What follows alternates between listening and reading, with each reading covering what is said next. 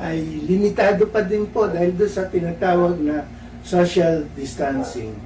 Sa panahon po na tayo nasa ECQ o nasa GCQ, marami tayong nararanasan na hindi normal sa ating buhay dahil limitado lamang po ang lugar na ating ginagalawan. Marami po sa atin ay nasa ating mga tahanan lamang for 56 days. Imagine po, 56 days tayong naka-quarantine sa ating bahay.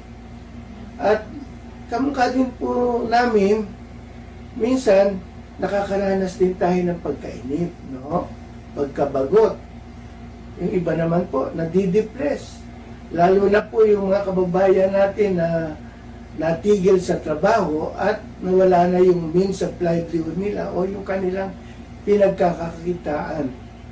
Naranasan ko rin ho yan nung araw na bigla akong tumigil sa paghanap buhay dahil ako'y nag-retire na.